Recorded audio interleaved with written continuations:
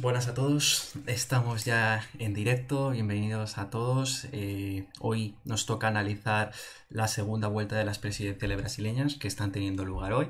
Sí es verdad que empezamos un poco antes de lo que son el horario habitual aquí en los directos de Politics, ¿no? Que empiezan algo más tarde, pero bueno, hemos tenido que adelantar la hora, pero eso no es excusa para poder analizar hoy este balotaje, ¿no? Que va a ser muy importante y que puede marcar un antes y un después para Brasil y para la región sudamericana. Empezamos, esto es Politics, bienvenidos a todos y arrancamos. Politics terminado en X.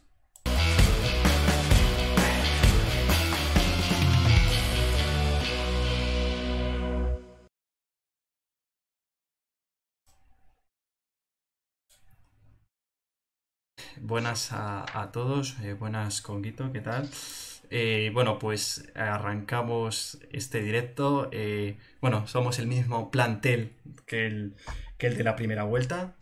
Sí es verdad que no ha habido directos en ese intervalo de tiempo, ¿no? Desde la primera a esta segunda vuelta, pero bueno, eh, bienvenidos tanto a Andrés como a Alberto. Bueno, ya sabéis, Andrés, un invitado especial, sobre todo cuando tenemos que hablar de Latinoamérica, ¿no? Que ya se ha pasado por el directo, no se pasó por el directo de Chile, ¿no? Por el de la primera vuelta de las brasileñas y ahora por esta segunda vuelta. Y bueno, para quien no le conozca, pues eso, Andrés es politólogo, también jurista, ¿no? Porque también hiciste este derecho, ¿no? Andrés, confírmame. Sí, exacto, Y exacto. Y ahora, recientemente empezando el doctorado en la bueno, no, Universidad pero espérate, Complutense. primero el máster en estudios Eso contemporáneos es, en con América calma, con Latina, calma. que curiosamente y paradójicamente es el mismo que estoy haciendo yo ahora. Y no nos hemos conocido por el máster, eso es otra cosa. El culpable es Alberto, en este caso, el que nos conectó, ¿no? Por así decirlo. Y ahora, como dice Andrés, está doctorando, ¿no? Ha empezado ahí los primeros pasos de doctor en ciencias políticas, ¿no? Va a ser Exacto. un largo trayecto, una odisea, vamos a decirlo así, ¿no?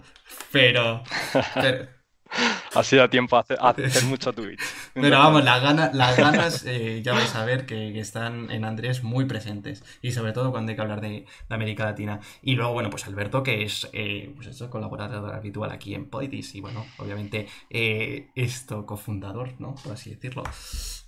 Así que bueno, Sí, pues elecciones brasileñas, segunda vuelta. Bueno, ¿cuál es vuestro enfoque general, ¿no? Pues eso, podéis hablar un poco de la primera vuelta o cómo podéis ver esta segunda vuelta, tanto Andrés como Alberto. venga, pues hablo yo primero para que no me quede sin Que la palabras. palabra quiere Andrés.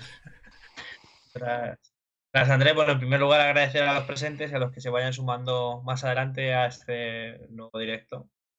Eh, bueno, en teoría va a ser el último gran directo ya de la temporada y del año, ¿no? Tenemos hoy una doble cita electoral, tanto en Brasil como No, no, no, en en Dinamarca es el Dinamarca, aunque martes, como en realmente Israel. Como en Israel. Dinamarca es el martes. Bueno, pues será pronto, vale, pues. Y nada, y bueno, eso como bien ha comentado Raúl, ya cubrimos en su momento, en este caso, la primera vuelta de las presidenciales brasileñas. Y nada, en esta segunda vuelta, pues en este caso se juega pues, la presidencia del país más poblado de Sudamérica y de uno de los más importantes del planeta en este caso, ¿no? Entonces, un poco las impresiones que tengo es, de nuevo, confiar, de momento van acertando como en el resto de elecciones anteriores que dan a Lula a priori pues vencedor, pero decir, que no está del todo claro, ¿no? Es decir, parece ser que será de nuevo presidente como ya fuese entre 2003 y 2010, Sí. no falla la memoria, pero que no está del todo claro porque efectivamente pues Bolsonaro sigue teniendo mucho poder e influencia, ¿no? Tras estos 4 años de gobierno y no tiene que darlo todavía por perdido. Muy bien. ¿Y esto, Andrés? Muy buenas tardes, amigos Ahí de está. Politics con X. Ahí, Sí, sí. ahí, ya no fallo. Buenas tardes, Alberto. Buenas tardes a Raúl. Saludos, amigos. Un placer estar por tercera vez en este bonito programa. De nuevo a pasárselo bien y a comentar un poquito de política latinoamericana, que se agradece tener ahí cada vez más el foco. Y más en un día como hoy. De nuevo hablar de una de las grandes elecciones del año. Me atrevería a decir una casi la más importante de este año 2022 casi en el mundo entero y seguro en América Latina. Unas elecciones, además, que de nuevo donde vemos que en las democracias hay modelos a elegir. No estamos en una de esas elecciones donde hay una competencia, una suerte de competencia por el centro con ofertas electorales muy parecidas. No, aquí hablamos de dos modelos bastante claramente diferenciados, ¿no? Por una parte tenemos al actual presidente, Jair Messias Bolsonaro. Vemos como un Bolsonaro que en primer mandato ha declarado, digamos, la guerra a muchos sectores poblacionales. Claramente un discurso antifeminista frente al movimiento de las mujeres en crecimiento en América Latina, con un fuerte componente antiecologista, con un fuerte componente también racista y la militarización también como forma de gobierno y de entender la sociedad, ¿no? No por casualidad es el gobierno con más militares en la historia de Brasil, incluyendo el ámbito dictatorial, incluyendo eso. Pero ojito con el bolsonarismo. Es un bolsonarismo que viene increciendo. Un bolsonarismo que se consolida como bloque social y político de Brasil. Un bolsonarismo, además, que tiene una fuerza mediática en casi todas las redes sociales muy prominente, con cierta superioridad con respecto a la fuerza de Lula y el PT en redes sociales, y que por eso hay que estar muy atento. No nos puede sorprender por ello el resultado obtenido en esta primera vuelta, donde fue capaz de mover una masa que no fuimos capaces de estar en las encuestas y en los análisis, esa diferencia entre el 38 y el 39 que se esperaba y el superar claramente el 43 y tener un resultado, el resultado más cercano entre los dos candidatos en la historia brasileña. Pero ojito, en este caso se ha ganado muchos enemigos. Vemos donde el voto de las mujeres es bastante ilustrativo en este sentido, donde vemos que un 60% de las mujeres ya apostaba por votar contra Bolsonaro, y además tiene en su contra un rival duro. El rival, podemos decir, haciendo un paralelismo con China por el salto de eliminación de la pobreza que dio los gobiernos Lula, el candidato del gran salto adelante. Además que ha logrado instaurar un marco muy interesante, democracia, dictadura, y que por ello ha logrado configurar un bloque de apoyo muy relevante, donde se incluyen muchos sectores económicos, políticos, mediáticos, que también nos hacen ver a este favoritismo de Lula. Hay un problema para Lula, claro. Si ganando esta elección va a tener que hacerse cargo de una cámara realmente conservadora.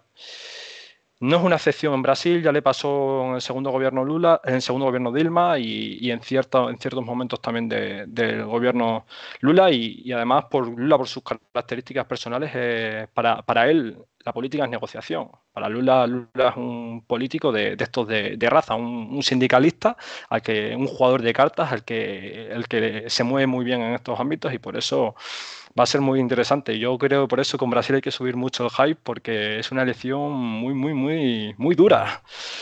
Muy interesante. Totalmente. Yo creo que has hecho ahí una introducción muy, es decir, en términos generales muy bien, ¿no? Porque has tocado muchos puntos, ¿no? Que son claves, ¿no? Para entender lo que son estas elecciones y lo que pueden suponer. Y sí, la verdad es que son unas elecciones muy importantes, muy destacadas y que pueden marcar el futuro de Brasil, ¿no? Y sobre todo con ese marco, ¿no? Que ha conseguido imponer Lula, ¿no?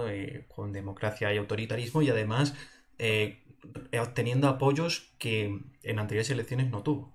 Eso también es destacable, sobre todo en lo que es en el apartado más del espectro de la derecha, ¿no? Así que bueno, pues lo comentaremos eso, y bueno, pues si os parece empezamos un poco tocando lo que es la primera vuelta, ¿no? Eso, hablando de los resultados de estas presidenciales, ¿no? En las que, pues como ya hemos dicho, Lula y Jair Bolsonaro fueron los dos candidatos que pasaron a la segunda vuelta, ya que ninguno de los candidatos, de los 12 candidatos que se presentaron, llegó al 50% de los votos válidos, ¿no?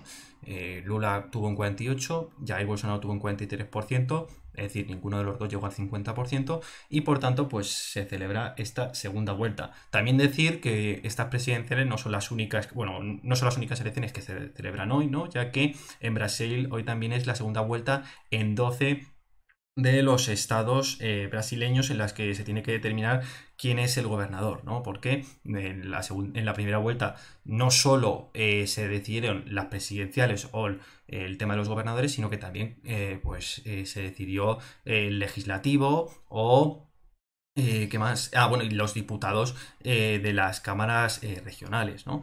Entonces, bueno, pues eso también comentaremos, ¿no? Sobre todo el tema del legislativo, ¿no? Porque al final puede determinar mucho cómo puede ser la presidencia tanto de Lula como de Jair Bolsonaro, es decir, quien gane pues tendrá un tipo de contexto distinto, ¿no? Así que eso también lo comentaremos, ¿no? Y bueno, pues eso, tenemos estas presidenciales. En la primera vuelta Lula y Jair Bolsonaro pasaron a la segunda vuelta, ¿no? Con un 48 un 43%, ¿no? Y bueno, decir en este primer punto algo.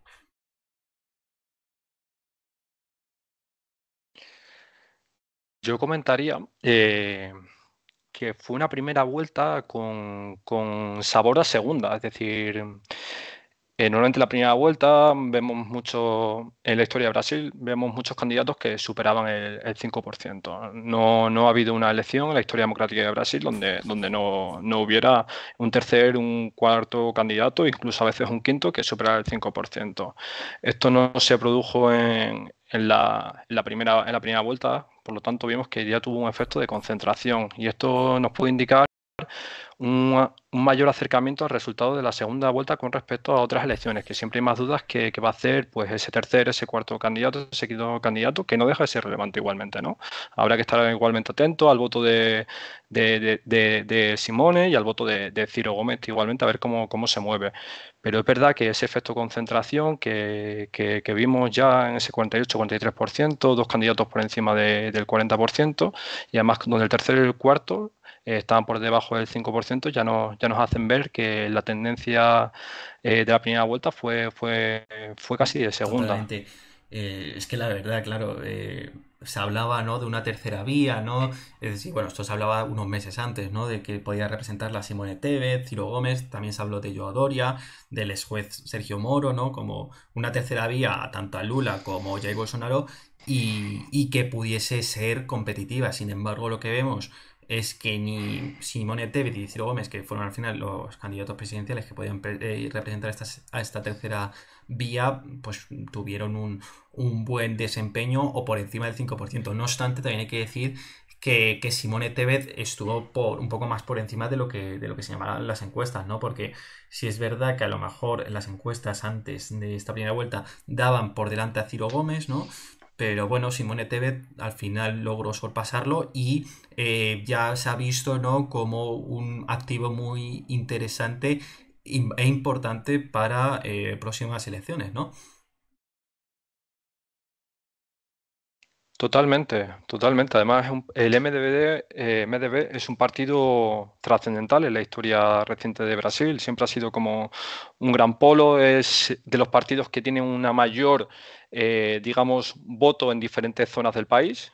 O sea, no es de esos partidos. Ciro Gómez está muy concentrado en determinados estados donde siempre ha tenido buen resultado. Sin embargo, el caso de Tebet y sobre todo en el caso histórico de MDB, donde también se ve muy bien en sus resultados en las elecciones al Parlamento, a la Cámara de Diputados, donde conserva por encima, donde consigue incluso aumentar un poquito con respecto a las anteriores y se mantiene. Entonces, en ese caso, Simone Tebet además consigue renovar el discurso tradicional de MDB introduciendo nuevos aspectos en relación, por ejemplo, al ecologismo, en relación a ciertas ideas de feminismo liberal y otras cuestiones que son interesantes y que hacen a tener una figura a tener en cuenta. Por ejemplo, si vemos el impacto que tuvo el vídeo que subió anunciando el apoyo a Lula, fue un vídeo que tuvo su relevancia mediática. Sí, y luego, bueno, ya hemos hablado un poco así de los candidatos de la tercera vuelta. Bueno, antes señalar que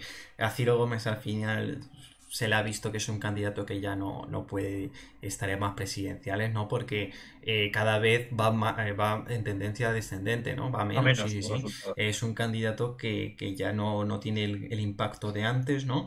Y que la verdad, pues tiene que dar el relevo, por así decirlo, ¿no? Así que eso también hay que destacarlo. Y yo también quería señalar, ¿no?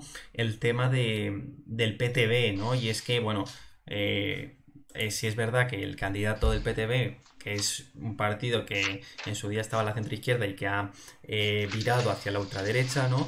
Bueno, tenía al padre Kelmont, ¿no? Que, bueno, era esto un sacerdote evangélico, ¿no? Pero señalar que padre Kelmont iba a reemplazar o reemplazaba a Roberto Jefferson, ¿no? Que, bueno, era un candidato que estaba en prisión, ¿vale? Domiciliaria y que hace una semana se supo que, bueno, pues incumplió bueno, es decir, se salió de su casa y no y se puso a tener una contienda, una pelea con un grupo de policías lanzando una granada y varios disparos al coche de los policías y, bueno, señalar eso, ¿no? Y es el tema de algunos candidatos, ¿no? Encima que ahora apoyan a Bolsonaro que son bastante pintorescos, por así decirlo, y que, bueno, pues también hablan del clima en el que se encuentran las selecciones brasileñas, ¿no? Un clima muy tensionado.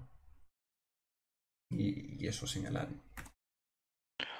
Buah, bienvenidos a Brasil, o sea, tremendo, tremendo. O sea, a una semana de las elecciones, además una persona que sí que había estado bastante vinculada al, digamos, al núcleo duro de, más o menos del bolsonarismo y esta parte más de Evangélica, ¿no?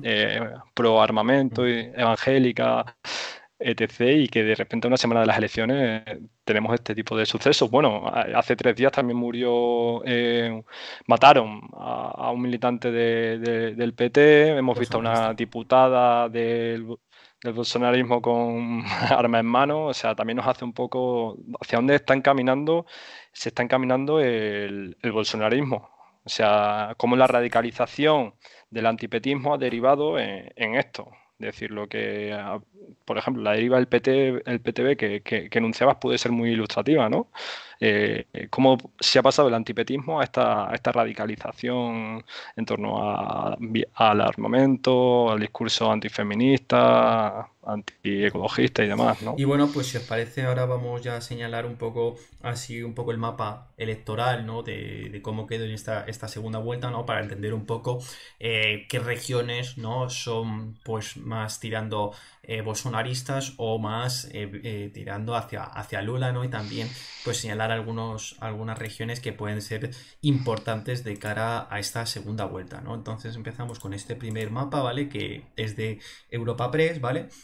A mí me parece un mapa es decir, que se refleja muy bien un poco cómo es el votante de Lula o dónde se encuentra el votante de Lula y dónde se encuentra el votante de Jair Bolsonaro, ¿no? Es decir, el de Lula estaría más lo que diríamos noreste, ¿no? Y el de Bolsonaro sobre todo se concentraría pues eso, en la parte suroeste, ¿no?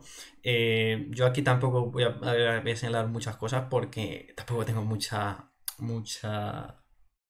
mucho conocimiento, ¿no? No sé si tú, Andrés, en este caso, puedes así decir alguna clave, ¿no? de este mapa. Alguna clave podemos dar. No es como el caso de Chile, que tengo la Eh, experiencia más de estar allí. Siempre pues tenemos más limitaciones hablando desde aquí sin haber visitado el país y eso siempre es bueno, yo creo que reconocerlo. Pero yo creo que algunas de las claves sí que las conseguimos dar en la charla de primera vuelta, donde veíamos que Lula activaba muy bien un voto que también en parte tuvo Haddad y que también tuvo Dilma Rousseff, que viene ya de la segunda legislatura Lula, que es la consolidación del Nordeste. Es decir, una serie de estados que son el segundo gran grupo poblacional del país y que donde Lula está continuamente por encima del 60 y 70%, lo que le hace tener una base enorme y que además por características demográficas tiene que ver con sectores más empobrecidos, también con mucha presencia negra. Tenemos que, el otro día hablamos quizá poco de esto, ¿no? De la importancia de la negritud en Brasil y cómo eso también se puede activar en ocasiones electoralmente y en este caso es muy clave. También un poco ver que con respecto, por ejemplo, a la elección de Haddad, Lula se vuelve a hacer muy competitivo en los estados del norte. Vemos ahí en el mapa muy claramente cómo incluso ganas en algunos de ellos donde Fernando Haddad, el candidato elegido a última hora, por cierto, que fue elegido a falta. a falta de un mes en 2018. Eso también hay que tenerlo en cuenta para entender el 2018. Y cómo poco a poco también se va acercando y siendo más competitivo en el centro y centro-oeste, más que otra cosa, ¿no? Donde se concentra la gran población del gran núcleo poblacional de Brasil. Hablamos de, bueno, pues hay los estados que comentaremos ahora, ¿no? Sao Paulo, Minas Gerais, que son los dos más Claro, relevantes. yo aquí, claro, me querría meter con ya hablar un poco de Minas Gerais. Estoy ahora con el mapa de Fola, ¿vale? Que sería el otro, ¿no? Que bueno, también es otra forma de ver cómo fue el mapa electoral en esta primera vuelta, ¿no? Y quería eso, pararme en hablar en el estado de Minas Gerais, ¿no? Que, bueno, esto lo que digo es un poco en base al artículo bueno, leí ayer, ¿no? De The Economist, ¿no? Y que hablaba que eso, que la región de Minas Gerais, que como tú ya decías afuera de cámaras, Andrés, es uno de los estados con más poblados de Brasil, ¿no? Entre el tercero o cuarto, ¿no? Pues puede ser muy relevante a la hora de entender la segunda vuelta. Y es que, obviamente, mucho voto en este estado bueno, ¿cómo decirlo? Compiten tanto Lula como Bolsonaro, ¿no? No es un estado claramente definido, ¿no? Y señalar que desde que Brasil se convirtió en república, ¿no? Desde 1889, el candidato que ganó en ese estado, con una excepción, ganó la presidencia, ¿no? Esto hay que decirlo también. Si es verdad que aquí no vamos a entrar con los típicos adjetivos de hablar del Ohio brasileño y demás adjetivos que ponemos, que muchas veces yo creo que están descontextualizados y que no responden realmente a lo que es Brasil o al país que hablemos en cuestión, ¿no? Pero sí es verdad que hay que señalar eso, que el candidato que gana en esta región, en esta segunda vuelta o en la segunda vuelta, es luego el candidato que gana a nivel general, ¿no? O a nivel nacional, ¿no? Y, por ejemplo, en los resultados de la primera vuelta, en esta región, en Minas Gerais, fueron para Lula el 48,3% y para Bolsonaro un 43,6%, es decir, los mismos resultados que tuvieron a nivel nacional. Así que, bueno, destacar eso y luego también destacar que en las elecciones a gobernador no ganó ni el candidato de Lula ni el candidato de Bolsonaro, sino que ganó voy a decir aquí el nombre, Romeu Zema, ¿vale? Que es del partido Novo, ¿vale? Que es un partido, pues eso, ubicado en la derecha, ¿no? Y que sí es verdad que aunque no está apoyado ni por Lula ni por Bolsonaro, este candidato, Romeu Zema, apoyará en esta segunda vuelta o respaldará a Jair Bolsonaro. Así que bueno, también nos podemos entender un poco cómo es este estado, ¿no? Luego también decir que a nivel municipal el PT tiene importancia, ¿no? Su importancia es destacable, ¿no?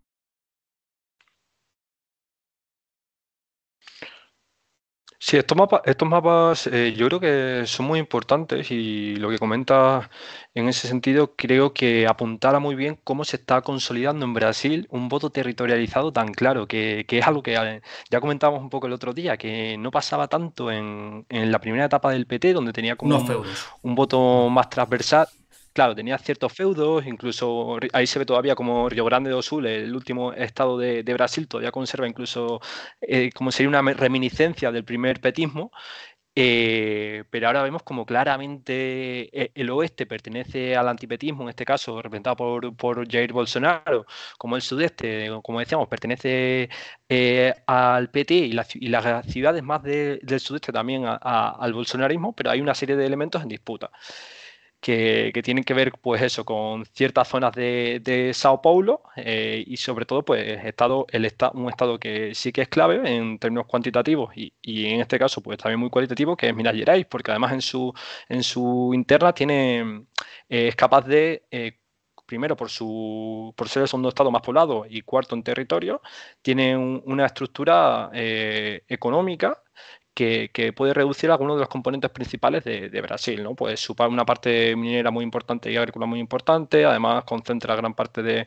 las infraestructuras por su posición estratégica para las comunicaciones en Brasil y que por eso yo creo que has hecho muy bien en meterlo, porque incluso puede ser incluso más relevante que estas cosas de politólogos de Ohio y luego en España Aragón. cuando se decía que haya que mirar siempre a ver qué pasaba en Aragón y demás. Yo creo que está chulo ver qué pasa en Minas Gerais, además, donde Tebet y Simone obtuvieron un Ciro 7% y Tebet, entre ¿no? ambos, un 4 y... Mm.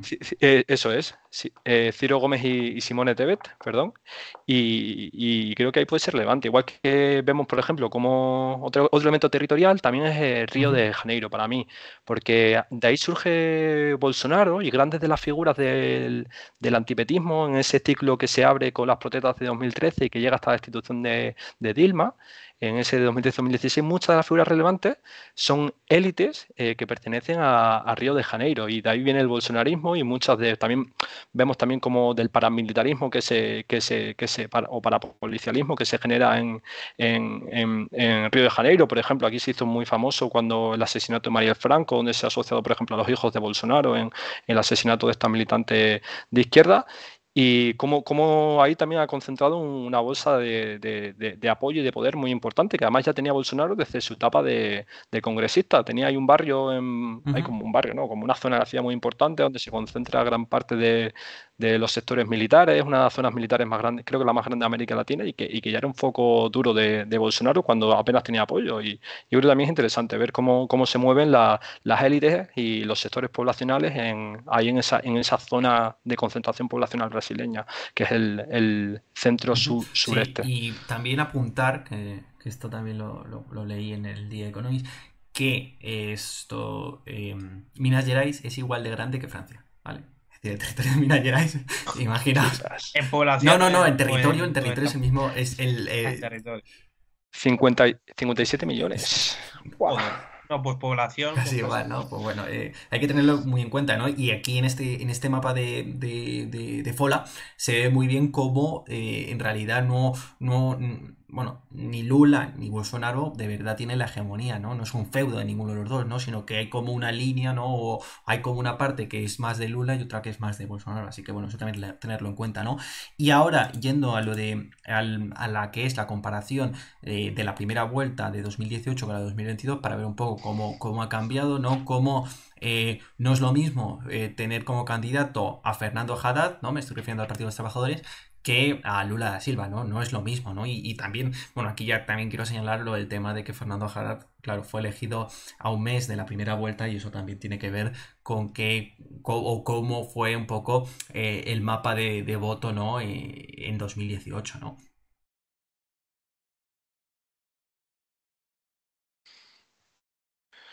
Aquí un silencio. Bueno, sí. Tota- Total, no, no, yo un poco lo que comentaba, hay una serie de estados donde Lula es capaz de recuperar lo que sería el mapa tradicional del voto a la propia Dilma y al propio Lula en las primeras elecciones. Vemos que recupera, se vuelve a hacer muy competitivo en el norte, ya no solamente en el noreste, cómo se va acercando, ¿no? Cómo vuelve a ganar en Minas Gerais y cómo va, digamos, se va haciendo casi a nivel de empate. Creo que era 14 estados que llega a ganar Lula y 12 más uno el Distrito Federal que gana Bolsonaro con respecto, digamos, al Ujú. mayor número de estados que ya tenía Bolsonaro, que luego no se traduce por ejemplo, en otras elecciones, ¿no? Como las que comentaba antes pero en ese sentido, como el candidato interviene. Y además es que en el caso de 2018, hasta última hora, eh, todavía surge la duda si el propio Lula, que aparecía primero en las encuestas, iba a poder competir, que fue un error estratégico calamitoso el propio PT, no tener pensada una alternativa porque se estaba negociando continuamente con el propio Tribunal Superior de Justicia, con el resto de partidos políticos y al final no acabó en la cárcel, un Lofer. caso claro de la UFER, las Sí, cosas sí, claritas exacto. también.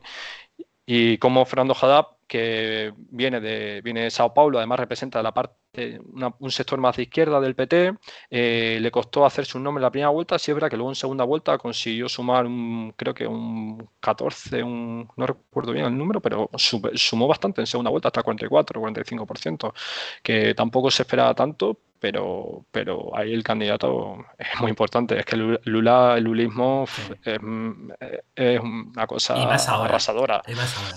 Yo diría por el tema de cómo ha sido su experiencia en los últimos años y cómo viene ahora, que es mucho más transversal en ese sentido. Y ahora Fernando Haddad, hay que señalarlo, está compitiendo por ser gobernador de Sao Paulo, ¿no? Es decir, compite en esta segunda vuelta con el candidato bolsonarista, que, bueno, no me acuerdo el nombre, pero bueno, fue ministro con Bolsonaro en este último mandato, ¿no? En las encuestas, en la primera vuelta, señalaban, en las encuestas a gobernador de Sao Paulo, señalaban que Fernando Haddad estaba por delante del candidato bolsonarista. Sin embargo, al final este candidato bolsonarista fue primero frente a Fernando Haddad. No obstante, no se definió en la primera vuelta el ganador y se va a definir en esta segunda vuelta, y parece que Fernando Haddad no será el gobernador de Sao Paulo, ¿no? Pero bueno, también de señalar que dónde se encuentra hoy Fernando Haddad, ¿no? Eso es. Gómez de Es- Freitas es el candidato que tiene un 42. Además, lo de Sao Paulo yo creo que está chulo también analizarlo porque el tercer candidato está Gómez de Freitas, el candidato Bolsonaro, 42,3, Haddad 35,7 y Rodrigo García 18,4. Pero atención, ¿de qué partido es? Del PSDB. que es el que ha dominado, Y ¿no? a En ver su qué día, pasa Sao con... Paulo.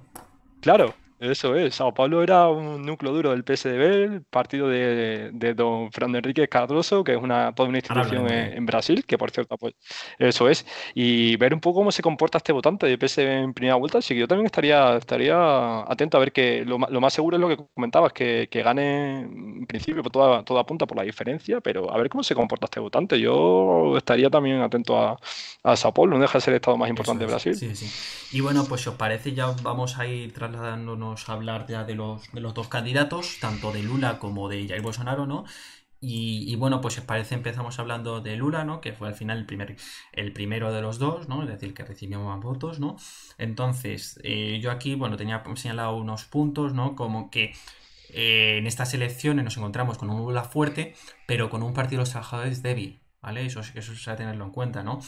Y luego aquí yo también señalo, ¿no? Que Lula, en caso que ganase, tiene una tarea muy importante, y es dar la vuelta a esa agenda conservadora de los 4 años que ha impuesto ya el Bolsonaro, ¿no? Porque esto no se va a hacer así como con Thanos, ¿no? Haciendo un chasquido, ¿no? No se va a quitar esta agenda ultraconservadora, ¿no? Que impuso ya el Bolsonaro, sino que tiene que ir poquito a poco, ¿no? Deshaciéndose de ella, ¿no? Y eso también hay que tenerlo en cuenta, ¿no? Cómo Lula se va a encontrar el gobierno, ¿no? No va a ser lo mismo que en 2003, ¿no? O su reelección, ¿no? Sino que esta vez tiene desafíos más importantes, ¿no? Voy Sí, a habla, intervenir yo, que dispara, hace, dispara. hace un rato que no hablo. Sí, pues como bien decís en este caso, evidentemente, pues si terminan por confirmarse en este caso las estimaciones electorales y vuelve Lula al poder, evidentemente no se parecen mucho en este caso el Brasil de 2022 al de 2003, ¿no?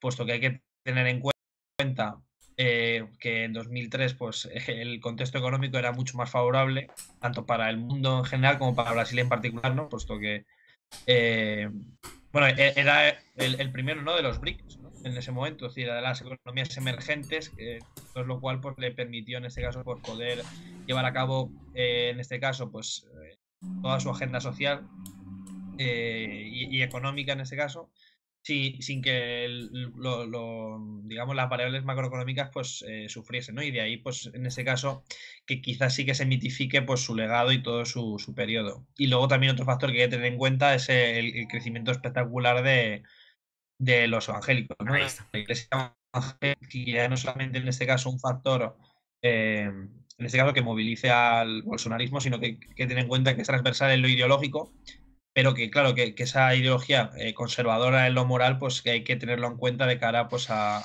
movilizar al votante. Totalmente, ahora sí, eso antes que habla Andrés, pero ahora hablaremos del público o del electorado evangélico, ¿no? Porque sí hay que tenerlo muy en cuenta, y sobre todo con el tema Lula. Andrés. Totalmente, muy de acuerdo con Alberto. Es que si nos olvida la variable económica de principios de 2000, no podemos entender lo que significó el lulismo y en general la década progresista en América Latina. Con respecto, también hay una cuestión. Los gobiernos Lula no fueron uniformes. Al menos podemos identificar dos etapas. Una primera etapa que fue de contención salarial, de pagar deuda al FMI, donde Lula estuvo a punto de incluso perder la presidencia en ese segundo año. Fue una política bastante continuista con lo que venía de Enrique Cardoso. Luego, en un segundo momento, ya es donde estaría el Lula que más nos imaginamos todo, El de Bolsa las grandes Familia. políticas sociales. Eso es Bolsa Familia, que engloba una serie de políticas sociales de muy amplio calado, muy baratas además, que siempre Lula es como una cosa de remarca, ayudar a los pobres sale rentable. Digamos, también tenemos que tener en cuenta que cuando analizamos el gobierno Lula, bueno, analistas como que son cercanos al PT también hablan de ello, que realmente es de un reformismo muy tenue y de siempre de alianza con sectores conservadores. Entonces, en ese caso es cierto que en estas elecciones, si vemos la composición parlamentaria, que la veremos después, está más difícil que entonces, pero sí que ha habido periodos donde tanto Lula como el propio PT, sobre todo en el segundo momento Dilma Rousseff, que acabó como acabó, ¿no? Qué Con juicio. el impeachment, ha tenido que hacerse cargo de una serie con un multipartidismo, donde hay más de 20 partidos que además no tienen ningún tipo de fidelidad o muy bajo fidelidad partidaria, no obstante, por la politología americana, por ejemplo, se ha definido muchas veces Brasil como el sistema de partidos más débil de la propia América Latina. Entonces tampoco es una excepción tan grande. O sea, está ahí. Además, siempre, digamos, hay que ver el análisis del presidente con una especie con la Cámara de Diputados, con una especie de mezcla entre el reparto de prebendas rozando entre el por barrel y la corrupción. Ahí está la cuestión, y también atentos a cómo se reparten los puestos en el futuro gobierno que se geste, es decir, qué partidos va a incluirse en el futuro gobierno de uno u otro de los ganadores, y esa relación siempre conflictual con un sistema de partidos Totalmente. dificilísimo. Como decíamos, me río de Italia, como decía el otro día, es que lo de Brasil es Ahora hablaremos de de ello porque locos. sí, porque tiene mucho tema, ¿no? Eh, y eso, lo del tema del público evangélico, ¿no? Yo creo que, bueno, habéis comentado el tema de la matriz económico, ¿no? Que yo creo que hay que tenerlo en cuenta, ¿no? Para comparar el Lula de 2003 y el que puede llegar, ¿no? Que todavía no sabemos si llegará a presidente, ¿no? Pero bueno, también señalar eso del público evangélico, ¿no? Porque, bueno, si es verdad, ¿no? Que, como se ha dicho, ¿no? Y se sabe, obviamente, el el evangelismo en la última década ha tenido mucho impacto en América Latina y sobre todo en Brasil. Y en esa ola, ¿no? En esa ola, ¿no? En la que ha ascendido el evangelismo, Bolsonaro ha estado muy dentro, ¿no? Y se ha beneficiado de ello, ¿no? No obstante, hay que señalar que cómo Lula se mueve entre este público evangélico, ¿no? Porque al final hay que tenerlo en cuenta. Cada vez hay más evangélicos y Lula tiene que también, pues, cambiar posiciones o intentar llegar a ese electorado, ¿no? Yo, por ejemplo, el otro día me leí, bueno, y también lo he puesto en la escaleta, ¿no? Que tenemos, me leí una entrevista que hicieron en Nueva Sociedad, ¿no? Al sociólogo Joanildo Buriti, ¿no? En la que analizaba un poco este público evangelista y cómo podía impactar Lula da Silva en él, ¿no? Y es que, aunque sabemos que el evangelismo, bueno, ¿he dicho bolsonarista o evangelista? Creo que he dicho, bueno, no sé.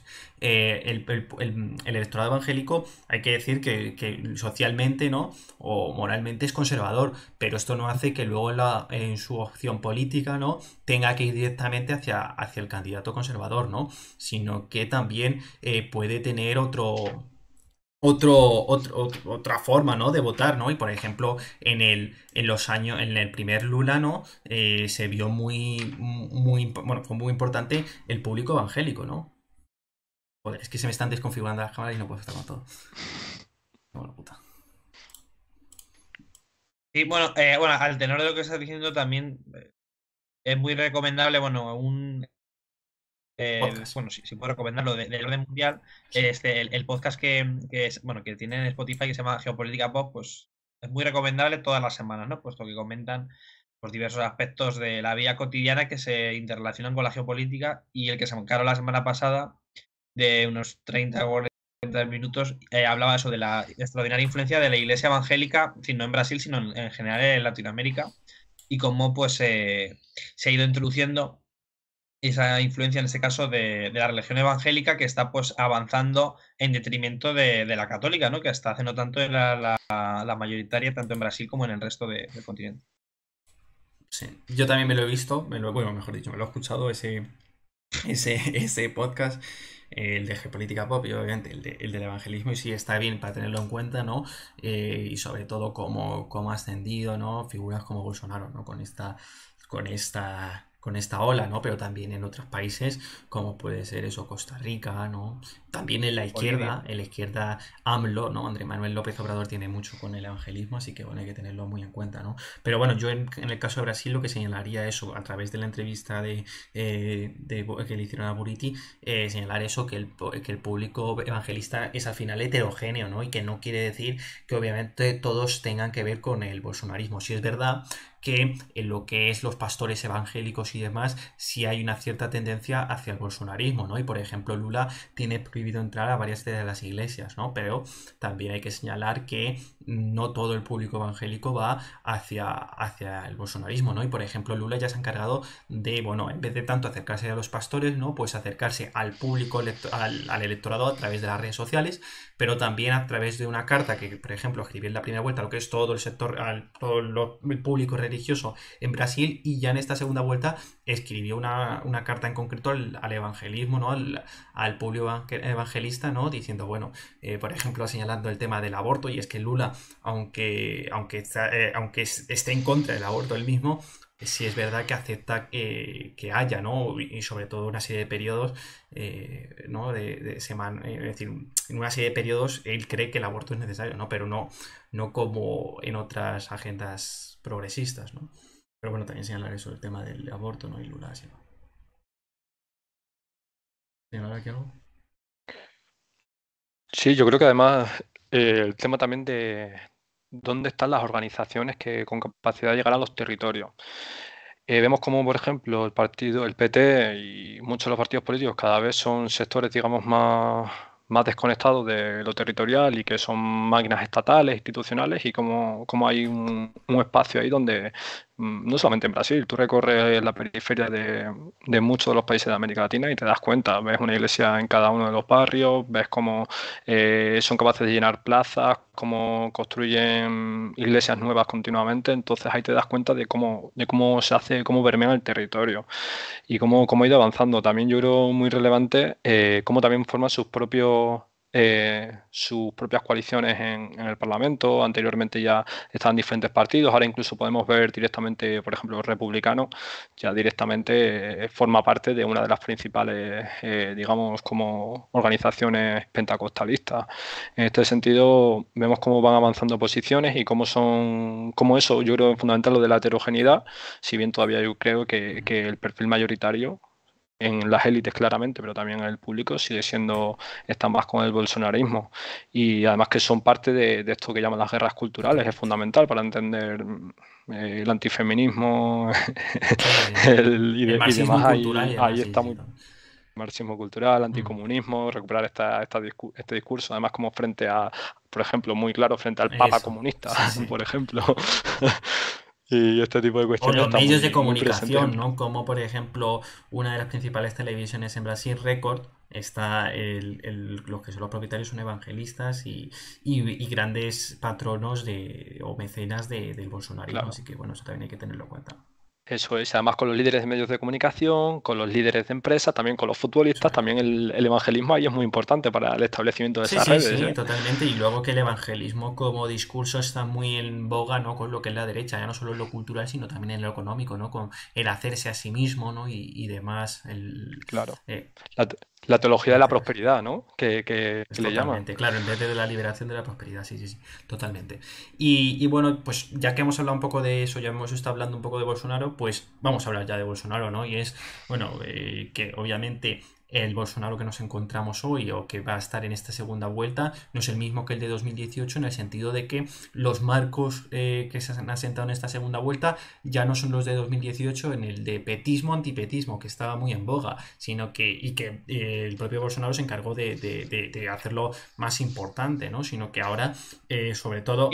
Claro, y de explotar con éxito, porque claro, realmente en ese caso, bueno, como bien has dicho antes, y perdón por abordar, claro, Fernando Haddad fue puesto, claro, con un mes de antelación y que no era una figura ni mucho menos tan carismática como era el propio Lula. Entonces, Eso claro, es. el marco tiene que ser Claro, y diferente. ahora el propio Lula, ¿no? Que también que puede ser un líder de opinión perfectamente y que puede también imponer marcos, pues ha cambiado, ¿no? Lo ha cambiado y ya no es tanto petismo, antipetismo, sino democracia y autoritarismo, ¿no? Que, bueno, eso también es importante, ¿no? A la hora de encarar unas elecciones, ¿no? Y sobre todo cómo llegan la democracia, cómo llega la democracia a esta segunda, bueno, a estas elecciones, ¿no? La democracia brasileña, ¿no? Que obviamente pues ha ido hacia abajo, ¿no? Ha descendido, ¿no? Los niveles de calidad democrática, ¿no? Sobre todo con el gobierno de Jair Bolsonaro, ¿no? Y bueno, esto no me lo invento, ¿no? Sino que los propios organismos internacionales como UN han reconocido o han ratificado que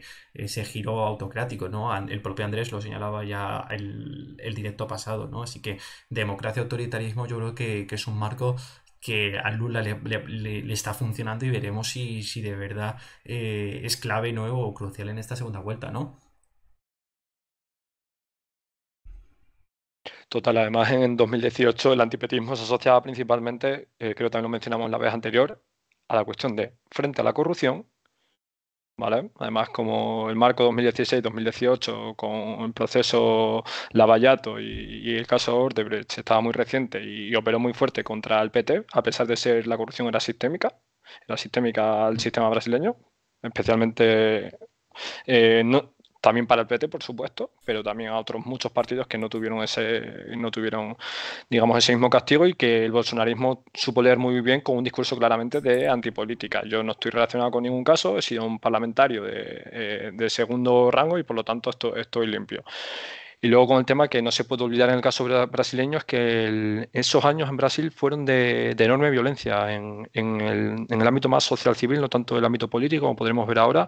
Creo que se superaron los 60.000 asesinatos por año, entonces eran momentos de niveles altos de violencia que también se asociaban a los gobiernos del PT y que ambos elementos, sobre todo el caso del ámbito de corrupción, pero también en la violencia no tanto, se han difuminado. Entonces ahora, claro, después de esta trayectoria Bolsonaro, pues se instaura ese marco que a Lula le ha permitido pues sumar a sectores, por ejemplo, el propio Enrique Cardoso, para nuestros oyentes que lo sepan, es un presidente muy muy relevante en la historia brasileña, el único que era capaz de llegar de ganar en primera vuelta y que digamos tiene muy buena prensa, además mediática y demás, cuyo apoyo yo creo que sigue siendo bastante relevante a pesar de haber perdido importancia, que no lo hizo, por ejemplo, no apoyó a Fernando Haddad en la anterior elección y se han sumado una serie de partidos donde este marco sin duda es relevante para acostar otros sectores nuevos que no apoyarían de otra manera al PT. Totalmente. Yo quiero decir antes, a ver, que del tema directo y es, ¿se escucha Alberto? Por favor, los que estéis ahí, decidme si se escucha Alberto. Habla Alberto un poco para ver si se te escucha. Pero no se me No oye sé, no antes sé, no, tampoco. por eso que quiero ratificarlo. Habla. Hola, hola, hola. Vale, por favor, ¿Me oye? los que estén... Ah, vale, yo creo que sí, creo que se te escucha. Sí, sí, porque lo tengo aquí puesto, así que sí, creo que sí se te escucha, vale. Pues nada, falsa alarma. De todas formas, si nos podéis confirmar que se nos escucha bien, pues agradecidos estamos. Y bueno, pues siguiendo, ¿no? Con el tema del bolsonarismo, totalmente, ¿no? Y hablando de marcos, pues no es lo mismo, ¿no? Los contextos, obviamente, como tú has señalado perfectamente, Andrés, pues no son los mismos, ¿no? Y ahora, pues son distintos, ¿no? Y ya que, pues eso, nos podemos parar un poco a hablar de lo que es el bolsonarismo, ¿no? Porque obviamente ha tenido mucho auge, ¿no? A partir de su victoria en 2018, ¿no? Y ha creado pues casi un marco ideológico en Brasil, ¿no? Eso, decir que, por ejemplo, en lo que es, para entender hoy el bolsonarismo, hay que tener muy en cuenta al intelectual Olavo de Carvalho, ¿vale? Que murió recientemente en enero de 2022, ¿no? Y que para entender lo que es hoy el bolsonarismo y sus raíces ideológicas hay que hablar de este señor, ¿no? Que, bueno, sí es verdad que tiene un componente trampista, ¿no? Y que eso lo llevó, ¿no? Hacia Brasil, ¿no? También tenía vínculos con Steve Bannon, ¿no?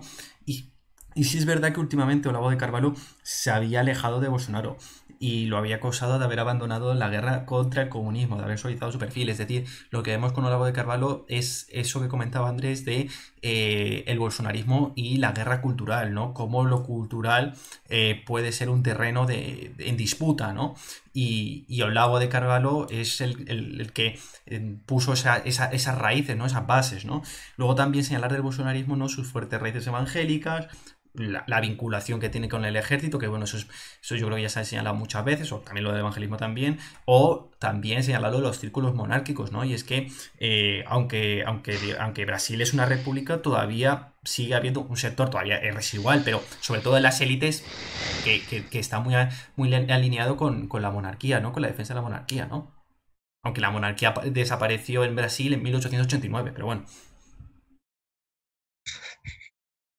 Sí, Bueno, sí, sí, pero todavía hay, sobre todo en lo que es la élite. Sí, además yo creo que eso sirve para ver un poco, porque muchas veces nos preguntamos cómo entender las diferentes extremas derechas o las diferentes postfascismos, como Sí, neofascismos, como lo queramos ir, ir llamando, porque es una difícil cuestión esto totalmente. de los conceptos. Pero sí que, por ejemplo, si comparamos el caso brasileño, yo creo que aquí metería muchas fichas en el tema de la guerra cultural, anticomunismo, antifeminismo, evangelismo. Esos son el militarismo y utilización de armas, ¿no? Son como batallas súper importantes. Por ejemplo, si tú ves la trayectoria de Bolsonaro a lo largo de estos 30 años, de 30 casi 40, Sí, desde 30, el ¿no? Sí, 90 por ahí. que ha tenido como parlamentario, vemos que estos son los elementos que él ha defendido continuamente y junto con la reivindicación de la dictadura, por cierto, que tampoco era un elemento menor. Y a lo mejor en el ámbito económico, pues en un principio era siguiendo la tradición militarista, porque claro, el militarismo en Brasil no nace con Bolsonaro, es una Muy tradición arraigada. que viene ya de muy arraigada. Y en el ámbito económico, incluso muchas veces era más ciertos componentes estatistas, pero luego, claro, cuando en ese 2018, con su ministro de Economía, Guedes, fue el que le dio el programa económico neoliberal que no era tanto la tradición de Bolsonaro, pero que en ese momento se coaligan, ¿no? Guerra cultural con neoliberalismo, ¿no? Que es una diferencia, a lo mejor podríamos ver de Bolsonaro previamente con Es que Milei, a lo Milei, el mejor en propio Argentina, Milei ha que asesorado a Bolsonaro. eso es, que en un principio partía, claro, pero Milei nace del Narcocapitalismo, sí, pero bueno, que anarcocapitalismo también este, Milei en el claro, plano económico eso es. ha asesorado. Eso es, y ese es el giro que da Bolsonaro al llegar al gobierno. Mete a un tipo súper neoliberal de ministro de Economía y entonces cuando empiezan a intentan copiar el sistema de privatización de las pensiones de Chile, privatizaciones así un poco sistemáticas en muchos sectores de la economía Ayudas súper súper sociales, que relevantes. ahora, ha dado un volantazo tremendo cuando han llegado las elecciones, pero las ayudas sociales también las recortó, ¿no? El cambio de Bolsa Familia Auxilio Brasil, ¿no? Y todas estas cosas, pero bueno, sí es verdad que ahora con las ayudas Exacto. sociales ha dado un volantazo y ha dado más ayudas sociales por el tema de las elecciones. Exacto. No, y además, junto a las elecciones, además tuvo un problema en el Congreso, es que no era capaz digamos, las visiones más radicales de su programa en un ámbito más, un sentido más neoliberal, no era capaz de sacarlas en las cámaras. No había un apoyo porque no eran medidas que fueran, digamos, populares en muchos de los estados, que aunque fueran sectores conservadores, no estaban con ese tipo de proyectos y todas han sido medidas, si bien han avanzado en un sentido privatizador, no tanto en el sentido que proponía el propio ministro de Economía de Bolsonaro. Totalmente. Y ya luego, pues eso, tú ya has señalado el tema de las ultraderechas, ¿no? Y tú ya comentabas antes del directo, ¿no? Pues comentar un poco el bolsonarismo y su relación con las otras extremas derechas, ultraderechas, tanto latinoamericanas como en Europa, ¿no? Portugal y España, ¿no? Y entonces aquí, claro, es importante señalar, pues eso, sus vínculos, ¿no? Con diferentes ultraderechas, ¿no? Extrema derecha, ¿no? Con el Javier Milei, que bueno, sí es verdad que ha habido mucho debate, ¿no? Es de ubicar a Javier Milei en la ultraderecha, ¿no? Porque, claro, hay debate por el tema de su influencia narcocapitalista, pero bueno, Javier Milei, por ejemplo, ha leído mucho a Rorschach, ¿no? Que es también un estadounidense narcocapitalista que está muy metida en la ultraderecha, ¿no? O la extrema derecha, diría más, porque la ultraderecha tiene que ver con el aceptar marcos institucionales y en cambio el Rosarch no acepta los marcos institucionales, ¿no? Pero bueno, señalar eso, luego con el trumpismo yo creo que hay una relación directa, ¿no? Steve Bannon y sus influencias, ¿no? También fueron hacia Brasil, ¿no? Sí es verdad que, por ejemplo, con esta ultraderecha del Cono Sur, como en Chile, Bolivia, pues sí es verdad que no tiene tanta relación, ¿no? Y luego señalar que, claro, también en lo que si vamos un poco más al norte de Sudamérica, es decir, en Colombia con el uribismo, ¿no? O en Perú con López Aliaga, pues es verdad que hay diferencias, ¿no? Con el bolsonarismo, ¿no?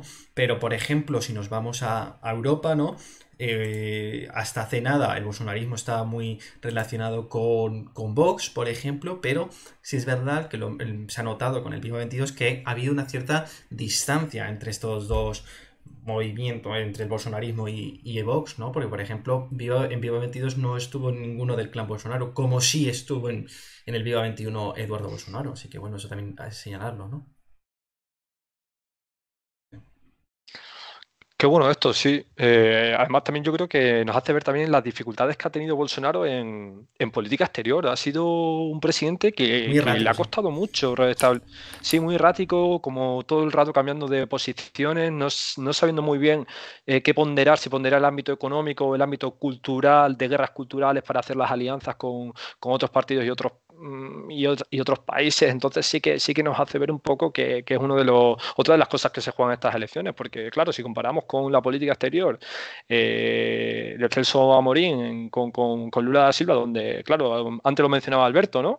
Con el tema este de los BRICS, donde Brasil era capaz de ser una voz muy relevante en el ámbito internacional, que se escuchaba en Estados Unidos, pero también se escuchaba en China. Y como con Bolsonaro ha perdido esta influencia, que además se ve muy bien que incluso no es capaz ni de ponerse de acuerdo con el resto de extrema Totalmente. derecha. Bastante curioso el bolsonarismo en este Sí. sentido, sí. Y bueno, pues si os parece, ya vamos hablando de los apoyos que han recabado en esta segunda vuelta tanto Lula y Bolsonaro, dar algunas pinceladas, ¿no? Y bueno, pues los apoyos más importantes, por ejemplo, que recibió Lula da Silva, pues eso serían Simone Tebet, ¿no? Que es la candidata del MDB, ¿no? Que quedó en tercer lugar en la primera vuelta, o de Ciro Gómez y su partido, el PDT, ¿no? Yo diría más el apoyo del PDT que de Ciro Gómez, porque yo creo que el apoyo de Ciro Gómez a Lula pues fue como que sí, no, ¿no? Porque tampoco hay como cierto resquemor en Ciro Gómez todavía, que bueno, Ciro Gómez hay que señalar que en su día, en el primer gobierno de Lula, fue ministro de Economía, ¿no? Pero bueno, se había alejado mucho del PT y Lula da Silva, ¿no? Y luego, por ejemplo, ya lo has comentado tú, y es el apoyo del expresidente Fernando Enrique Cardoso, ¿no? Que fue presidente de Brasil entre el 95 y el 2002, ¿no? Y que ya no solo se conoce a Fernando Enrique Cardoso por el tema de ser presidente, ¿no? Sino que también en el campo de las ciencias sociales también es muy reconocido, ¿no? Por ser uno de los principales teóricos o sociólogos de la dependencia, ¿no? Muy cercanos a la CEPAL y demás, ¿no? Al marxismo de los 70, ¿no? Que luego ya se alejaría, ¿no? Pero también es muy reconocido en ese campo, ¿no? Así que ahí están algunos apoyos, ¿no? Así digo una frase que dijo Fernando Cardoso para dar apoyo a Lula, ¿no? Que fue en su día rival, ¿no? Es decir, Lula y Fernando Enrique Cardoso compitieron en elecciones pasadas, ¿no? Y Fernando Enrique Cardoso decía esta vez: en este segundo turno voto por una historia de lucha por la democracia y la inclusión social. Voto por Luis Ignacio Lula da Silva. Pues ahí está. ¿Decir aquí algo?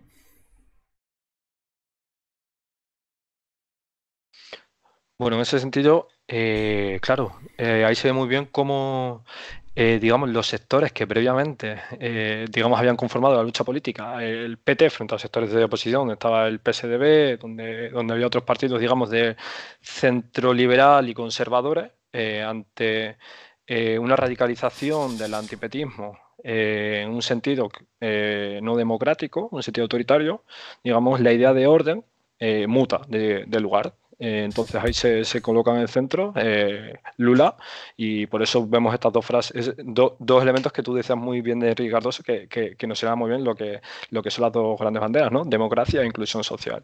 Ahí se ve muy bien. Y después señalar de los apoyos de Bolsonaro, ¿no?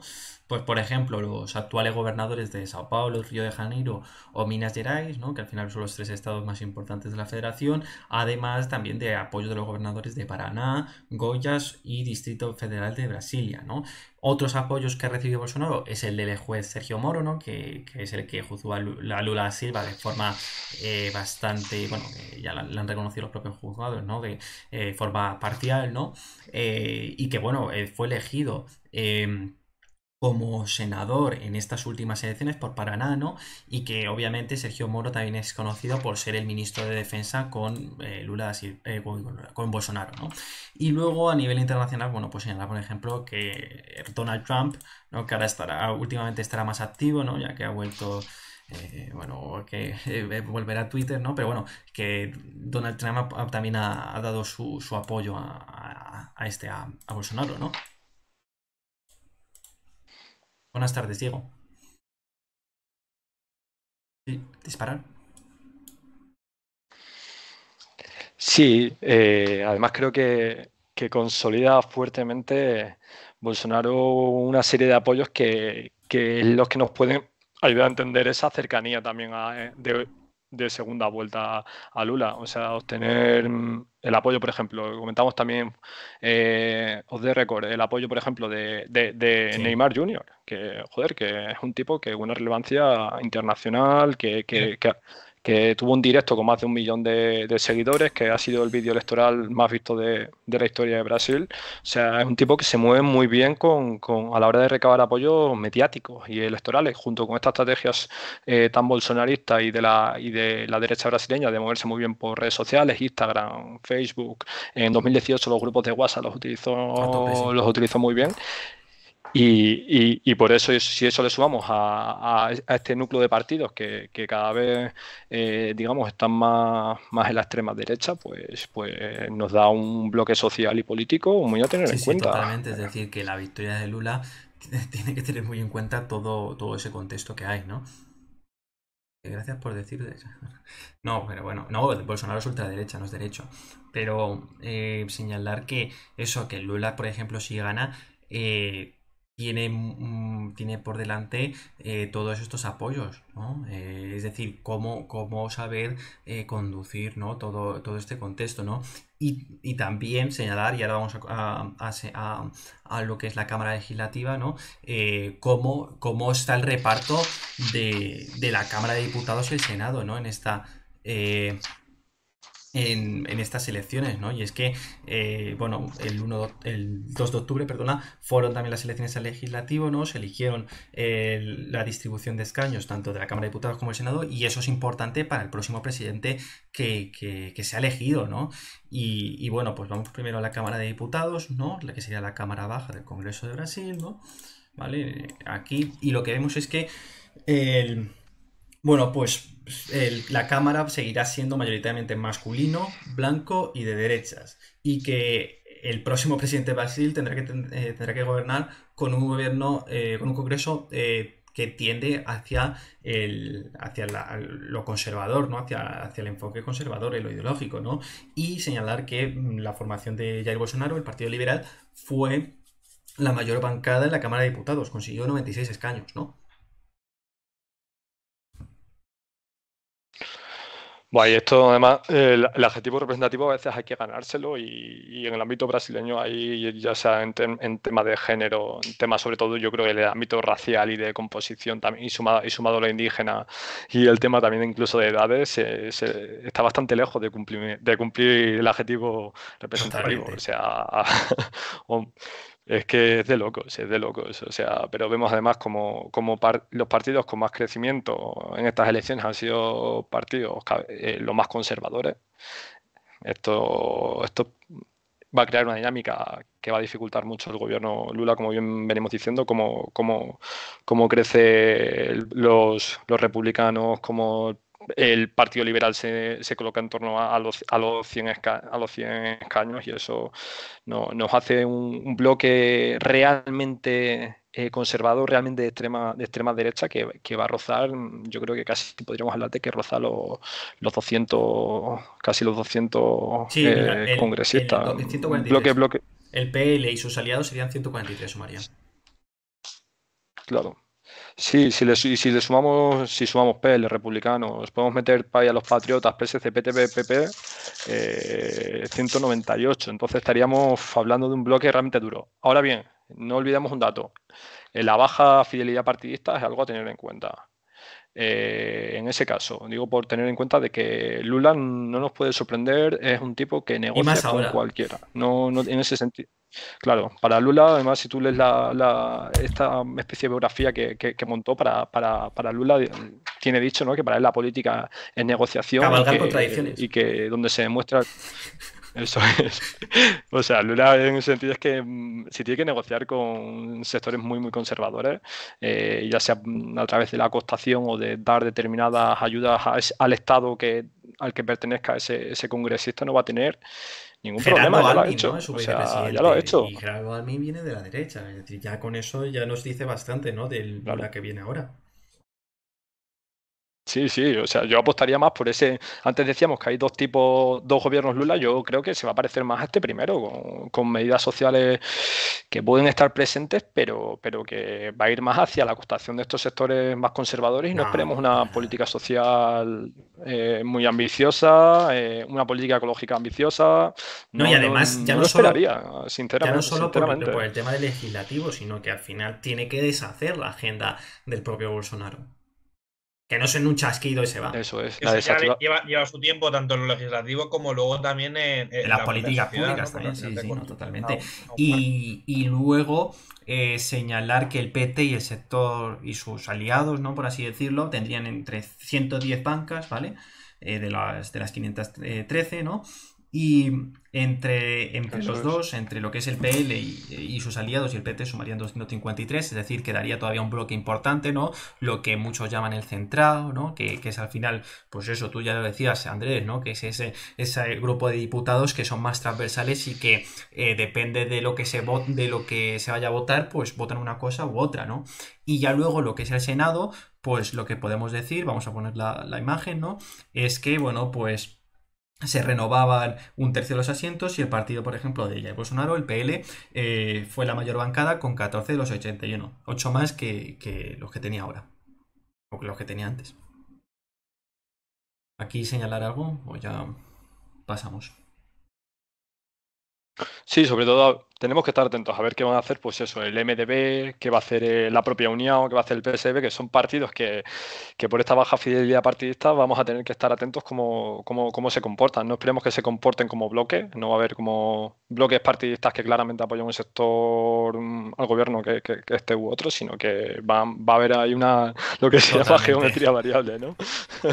Va a ser un continuo en Brasil. Ahí vamos a ver, además con la dificultad de que ahora el ojo sobre la corrupción es bastante mayor que el que había en las anteriores presidencias, después de todo lo que pasó con el caso Lavallato, Odebrecht y demás, que mostraron la corrupción sistémica de Brasil. Y bueno, pues ya hemos hablado un poco del legislativo, que como decimos va a ser muy importante, ya hemos hablado también de eso, de cómo está distribuido, ¿no? Y vamos ahora a tocar el tema de los debates, ¿no? Los debates, bueno, se han celebrado en esta segunda vuelta, en esta campaña electoral de esta segunda vuelta, 2 debates entre Lula y Jair Bolsonaro, ¿no? Un primer debate, ¿no?, que bueno, pues sí es verdad que no había ningún tipo de reglas. Por ejemplo, vimos un fragmento, ¿no?, en el que, por ejemplo, Bolsonaro le tocaba a Lula, ¿no? Porque, bueno, pues era como, es decir, los propios ponentes, ¿no?, los propios candidatos se podían mover por el propio plató sin, es decir, con libertad, ¿no? Y por ejemplo, pues podían estar cara a cara, ¿no?, fuera de lo que es las mesas y demás, ¿no? Sin embargo, ya en este segundo debate bueno, pues se impusieran algunas reglas, ¿no? Más, pues eso, más de espacio entre los candidatos, por ejemplo, no se podían tocar, esa era una de las reglas, ¿no? Y bueno, ahora luego hablaremos de este segundo debate, porque, bueno, por ejemplo, señalaremos una serie de gráficos que hicieron desde el Instituto Atlas Inter, pero bueno, que también es importante, ¿no? ¿Vosotros señalaréis algo de los debates, tanto el primero como el segundo?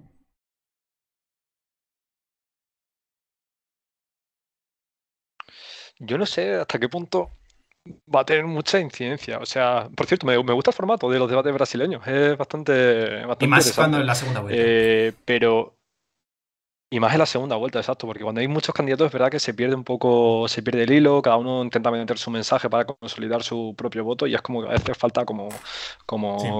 conexión, ¿no? De conversación entre los candidatos. Y el formato brasileño mola, pero bueno, una de las cosas que repetimos mucho los politólogos es que el debate casi todo es no cometer errores y activar al votante propio, ¿no? Y más cuando un contexto así de segunda vuelta donde hay que sumar ese pequeño porcentaje te puede ayudar a la victoria, pues en ese sentido con mucho un sentido de activación, diría, más que otra cosa. Y es cierto que yo creo que esto es bastante claro, creo que Lula es bastante mejor orador y debate mejor que Bolsonaro, si bien en este sentido tampoco es un candidato que lo haga especialmente mal, pero creo que Lula también parte de ese Tiene repunte mucho final, callo. aunque no haya tenido un gran efecto, que algo exacto. Si es que este tipo se iba presentando 89, desde los años 89. 80 a las elecciones. Sí, sí, sí, totalmente. Y por ejemplo, señalar que si tú decías eso, que los debates, en estos tipos de debate, y más cuando solo hay dos, los candidatos lo que tienen que evitar eso es cometer errores. Por ejemplo, señalar que de Bolsonaro en el primero de los debates, sí es verdad que estuvo en los primeros bloques un poco eso, como más no mostró un perfil muy sólido, ¿no? Sí, pero ya luego cuando se empezó a hablar de la corrupción y demás, ¿no? En este primer debate, sobre todo al final, empezó a tener mucho tirón, ¿no? Y eso, por ejemplo, activó a mucho votante, ¿no? Sin embargo, en este segundo debate ya se vio que Lula estaba muy por delante, ¿no? Que ese buen hacer como orador que tiene Lula, pues al final hace que, bueno, pues se pueda desenvolver mucho mejor en el propio debate, ¿no? Y eso es lo que se vio, ¿no? Que Lula estaba, pues eso, mucho más receptivo, sabía mucho mejor llevar las situaciones y en cambio Bolsonaro pues estaba un poco más, es decir, Más estaba más suelto. suelto, exacto, y mientras Bolsonaro estaba, pues eso, no tan suelto.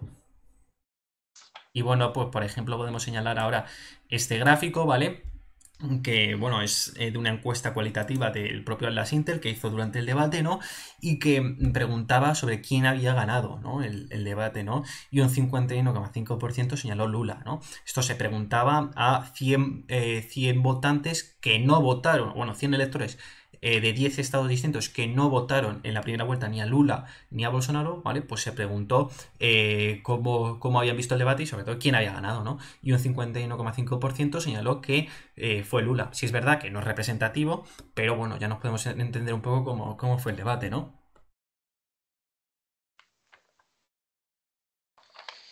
¿Señalar algo? Que no queden estos intervalos. No, o sea, totalmente. Yo creo que el tema de callo, dominio de la escena, además, no sé, cuando veías el debate, me pasó más en la segunda vuelta, quizás veías que Lula también, como contra los factores que iban surgiendo a lo largo del debate, improvisaba mejor, interpelaba de una manera más sutil, mientras que Bolsonaro era, bueno, más siguiendo un poco guión, interpelando mucho sobre los temas que sabe que le gustaban a su electorado, como el tema de la corrupción del PT, todo el rato llamándole mentiroso, mentiroso Cierto. y demás, pero es verdad que, no sé, me parece muy interesante este gráfico, joder, que hayas encontrado No, esto, no, tío, pero tiene vamos, un es meritazo, de Atlas Intel, ¿no? Pero bueno, por ejemplo, el muy siguiente, bueno. el siguiente gráfico, que también es de Atlas Intel, ¿no? Que bueno, o sea, se preguntaba al mismo público, ¿no? Pues eso se les preguntaba, valga la redundancia, es sobre cómo había impactado en su decisión el debate, ¿no? Y un 69% señalaba que, bueno, que había impactado, ¿no? Así que hay que tener en cuenta, ¿no? De que se preguntó, pues eso, a un público de 100 personas, ¿no? Y que de ese público señaló un 51% que ganó Bolsonaro, ¿no? Y luego también que de esos 100 electores, un 69% dijo que había influido en su voto, ¿no? El último debate, así que veremos cómo al final es el resultado, ¿no? Entonces, ya juntándolo, ¿no?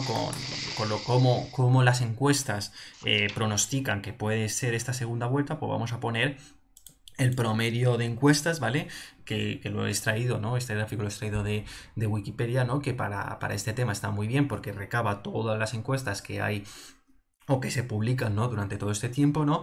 Y lo que vemos bueno, a día de hoy, ¿no? Porque hay que tener en cuenta que las encuestas en Brasil se publican hasta el sábado, ¿no? Es decir, no es como, por ejemplo, aquí en España, que es una semana antes, o por ejemplo en Italia, que es 2 semanas antes de las elecciones, ¿no? Sino que en Brasil, hasta un día antes hay encuestas, ¿no? Y lo que vemos es que va a ser un resultado, o en lo que sean las encuestas, ajustado. Un resultado ajustado y que Bolsonaro en las últimas fechas, en los últimos días, ha ascendido hacia arriba, ¿no?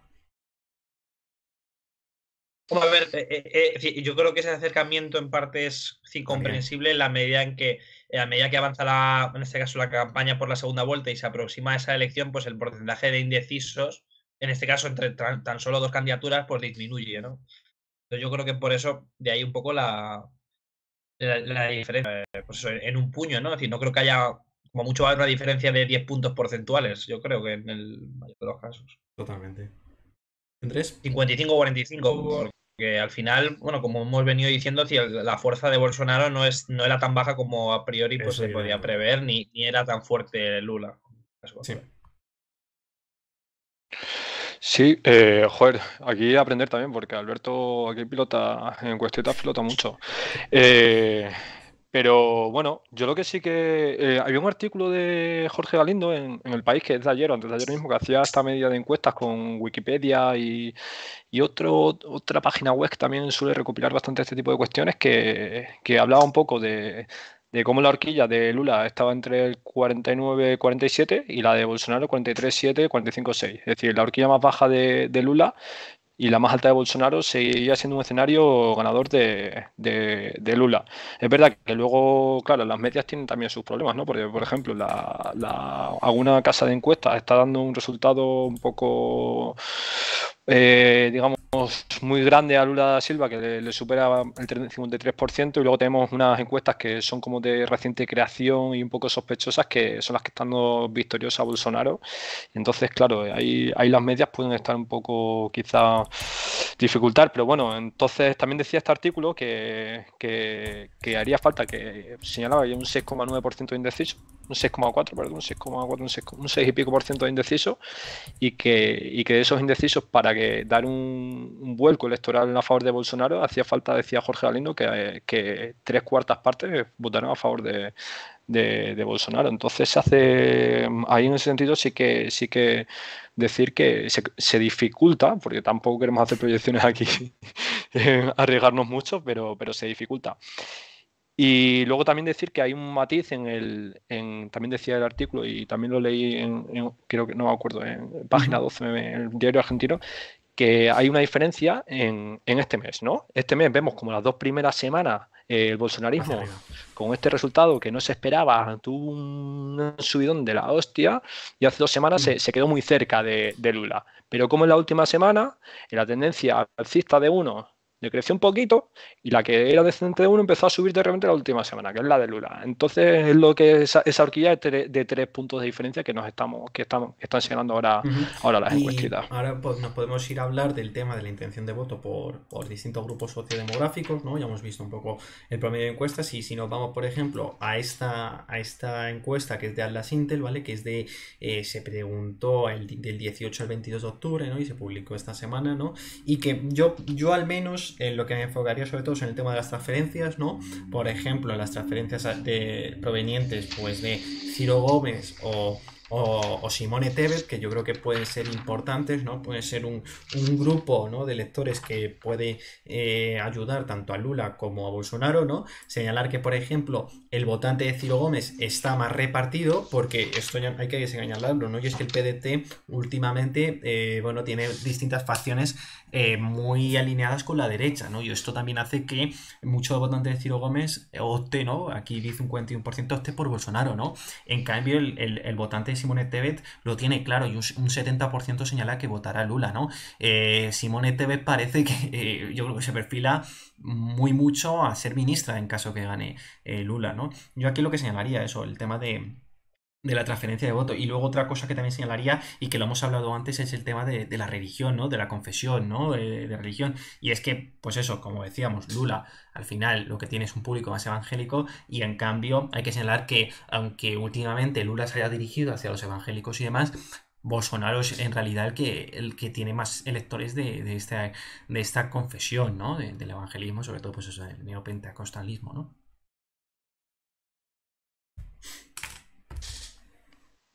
Totalmente de acuerdo, o sea, señala, o sea, el análisis de, además nos hace tener un aprendizaje de, ojito con, fijarnos solo con quién apoya a los líderes, que el votante tiene independencia con respecto a esto.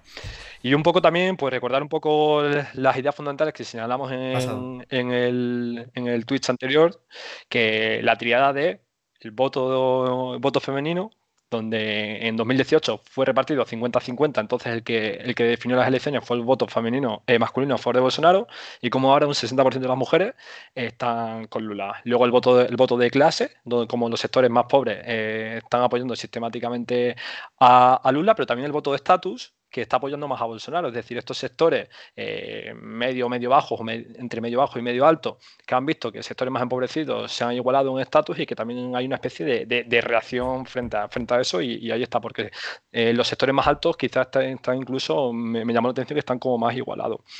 Y luego, por supuesto, bueno, ya también el voto joven, ¿no? Los sectores más jóvenes están apoyando a Lula, al igual que los más mayores, y los sectores intermedios poblacionales apoyan más a Bolsonaro, y eso también yo creo que es chulo analizarlo e intentar buscar alguna, alguna, Perdona que te alguna corte causa. esto, Andrés, pero es que, bueno, se ha suscrito Twitch Rose, así que muchas gracias, Twitch.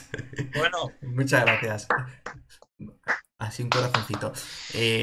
buenas tardes y le Eso ha dicho sí. bueno. Bueno, pues ya habéis escuchado a Andrés, ¿no? Un poquito también otros puntos que hay que tener en cuenta, ¿no? De esta encuesta, ¿no? Sobre el tema del perfil sociodemográfico y la intención de voto, ¿no?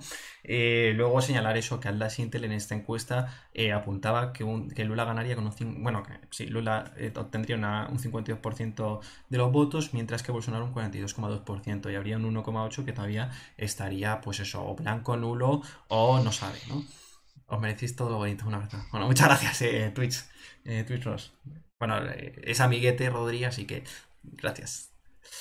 Bueno, y yo creo que aquí ya hemos señalado un poco lo que son la primera vuelta, ¿no? O cómo puede influir esta primera vuelta, o la primera vuelta de eso, del 2 de octubre en esta segunda vuelta, ¿no? Y yo creo que ya para ir acabando, pues podemos señalar el tema de la democracia en Brasil, ¿no? Y a través de la opinión pública, ¿no? Y yo aquí, Andrés, quiero que nos introduzcas con el tema que has señalado fuera de cámaras, ¿no? Y el tema de que los procesos autocráticos que hay ahora se hacen en nombre de la democracia, ¿no? Bueno, ¿cómo lo decías? Exacto, sí, sí, cuando vi esta encuesta me llamó la atención, ¿no? Porque es verdad que en la Tinder, por ejemplo, vemos como en muchos países esto está pasando, donde se dan procesos de lawfare y golpes de Estado blando, vemos como el apoyo a la democracia se mantiene. Entonces, están perdiendo un poco de vigencia este tipo de apoyos, porque claro, ahora los procesos autoritarios se vienen señalando ya desde la ciencia política hace mucho tiempo que están con el concepto de democracia muy presente. Van a ser a través de los medios de comunicación, van a ser a través de procesos judiciales, como fue con el caso de la propia, Bueno, de la propia Dilma. Y entonces, en ese sentido, hay que poner, claro, si vamos a pensar en el peor de los escenarios, que Bolsonaro no reconocería los resultados, no va a ser nunca en contra de una idea democrática.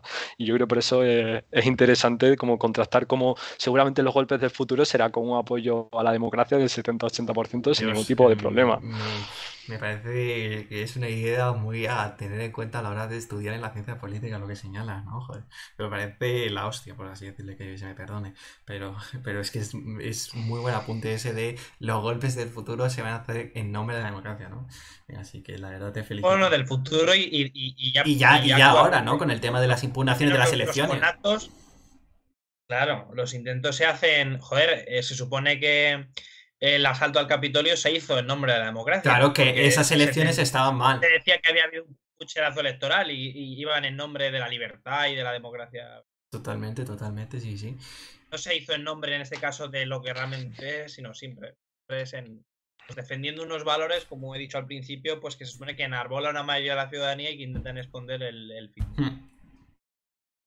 Claro, y además vemos como este gráfico, además es muy bueno si lo conectamos con el dato que has dicho tú antes que vimos en el anterior Twitch. Es que Brasil en estos años de Bolsonaro es el sexto país, según por ejemplo VDN, que más se está autocratizando. Sin embargo, vemos como el apoyo a la democracia no ha dejado de subir. Es que es tremendo, sí, sí, sí. Y aquí vemos el siguiente gráfico también de Datafola, bueno, el anterior también era de Datafola, que no lo he mencionado. Este, pues, en lo que vemos, ¿no? Se pregunta, es el tema de cómo está de preocupado con el tema de las elecciones, ¿no? Con respecto, pues eso, a 2018, ¿no? Y un 60 y pico por ciento, un 62, 65% señala que más que en 2018, ¿no? Si es verdad que aquí lo que hace es un total de columnas, ¿no? Si no me equivoco. Alberto, tú nos dices, porque aquí no hacen total de filas, ¿no? ¿El qué, perdona? Que en este gráfico lo que vemos es un total de columnas, si no me equivoco. Este es un. A ver, dices el de Atafola, Sí, ¿no? el segundo, el 11. El segundo. Este sería. A No ver, diría que sea total de filas, no sé. uf. Yo creo que es total de columnas. Bueno, porque al final, vamos, lo que creo, ya lo conoces. Pero vamos, lo que vemos es que eso, es un 65% que dice que está más preocupado con 2018, ya tiene decidido el voto, ¿no? En torno a un 61%, por así decirlo, que está más preocupado, sí, más preocupado que en 2018, está informa. Es porcentaje de fila. De fila, Es de eso. fila, ok, bueno. Yo entiendo, ¿no? Si más del 60% de los que están decididos a votar están más preocupados que en 2018 sobre las elecciones. Ok, bueno, pues total de fila. Entonces, en este siguiente dice que un 61% que está más preocupado con 2018 está más informado sobre las propuestas de los candidatos. Es decir, lo que vemos es que a lo mejor, si es verdad que estas elecciones se hacen en un contexto pues eso, muy polarizado, donde las fake news abundan, sobre todo por la parte bolsonarista, o hay violencia, ¿no? Pero lo que vemos eso es que también hay mucha mayor implicación política, podríamos decir, de distintas vías Sí. o con distintas vías, pero hay mayor implicación política. No hay una despolitización, o bueno, si la hay, no se ve tanto. ¿No? No sé qué señaláis aquí. Yo creo que al menos sí que hay una mayor preocupación en cuanto a la relevancia de estas Sí, elecciones, ¿no? Sí que concienciación a lo sobre mejor, la por ejemplo, importancia, creo claro, ¿no? Así a lo mejor de información, sí. Claro. Sí que yo diría que de baja graduación, y eso lo podemos conectar un poco con ese incremento de votos de Lula, que es como en defensa de la democracia, entonces como que ahí puede ser la activación, pero luego cuando vemos, por ejemplo, cuál es el gráfico que menos dice que hay más en 2018, el hacer campaña por algún candidato, y ahí vemos también un poco la tendencia del PT, que cada vez es con un porcentaje de militancia de menor importancia, y estoy seguro de que vamos, me atrevería a decir que los que más se están activando, así están generando una corriente militante fuerte que va a estar ahí presente en movilizaciones, va a ser más el Totalmente. bolsonarismo. Sí, sí. Claro, a lo mejor no se puede hablar tanto de politización, pero sí de una activación de la militancia. ¿No? Yo diría. No tanto. Sí, sí, pero yo sí que me gusta lo que has dicho de aumento de politización, como de intensidad baja media en parte del apoyo a Lula y muy alta en la parte de Bolsonaro, que en este gráfico será difícil pero bueno, intentar hacer Totalmente. una interpretación así un poco a Sí, bola sí, bueno. pluma. Pues ahí está. Pues bueno, ya lo que. Bueno, hemos terminado lo que sería, bueno, pues un poco la revisión, ¿no? De los distintos puntos de esas elecciones, también de distintas imágenes, gráficos, infografías y demás, ¿no? Y bueno, pues ya voy a ir preguntando para ir acabando, pues. ¿cómo veis que se pueden dar estas elecciones, ¿no? Obviamente no os pido que deis un resultado, sino, bueno, alguna conclusión, ¿no? Alberto. Sí, bueno, pues agradecer a los que han estado con nosotros y nada, pues un poco respecto a lo que hemos comentado, pues en este caso de nuevo reforzar ese mensaje de la importancia que tienen estas elecciones tanto para Brasil como para el continente latinoamericano y más específicamente un poco también para el futuro ¿no? de la derecha radical en el mundo, ¿no? Puesto que también al final fue de los primeros lugares tras Estados Unidos donde llegó al poder, ¿no? Y esa ola luego se extendió también a Europa y Latinoamérica. Y ver un poco pues si en ese caso ese fragor, esa fuerza, pues se mantiene manteniendo el poder o perdiéndolo en favor de un Lula que ha vuelto, pues en parte mitificado, ¿no? Tras sus gobiernos a principios del siglo. Y su paso por Entonces, prisión. yo creo que un poco en función de quién venza, pues puede suponer en este caso para Brasil o un clave regional para América Latina, pues un resurgimiento en este caso o de la derecha radical o de la izquierda, la socialdemocracia, que en caso de recuperar el poder, pues supondría que la izquierda gobernaría en prácticamente toda América Latina, ¿no? A falta pues no sé qué país hay, pero vamos, yo creo que prácticamente Uruguay. gobernaría ya. Uruguay, Paraguay, El Uruguay Paraguay, gobernaría. Ecuador, sí. Ecuador. Bueno, Ecuador también, bueno, sí, vale. Pues, no sé, es que vi hace poco un gráfico, claro que Claro, gráficos visualmente, esos pues yo creo que mejor huir de ellos, siempre. que en la mayoría de países, al menos los más grandes en extensión, pues sería gobernarlos, en este caso, opciones de. No es la misma ola, para nada. No tiene un contexto tan regional como tendría la No, primera hombre, ola. no, encima ahora mismo coexisten varias. La verdad es que es una ola que está mucho menos, no está tan inflada, por así decirlo, y no tiene tantas perspectivas de futuro o tantos horizontes, ¿no? Como la anterior. Y bueno, Andrés, eso habría que analizarlo si gana Lula.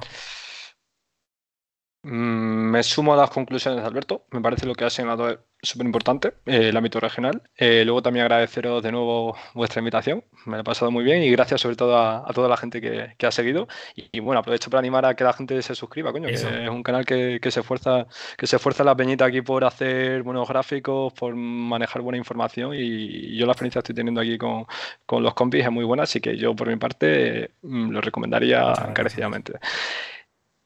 Nada, nada. Un poco partiendo de la importancia de estas elecciones que recordaba al inicio, por su peso económico, por el papel que puede jugar Brasil en el futuro. Hay dos modelos de relación con el mundo. Un modelo más intervencionista que puede volver a colocar como potencia de relevancia mundial a Brasil, como ya fue el primer Lula, si bien, como decía Alberto, con otro contexto económico, que eso es un dato súper importante.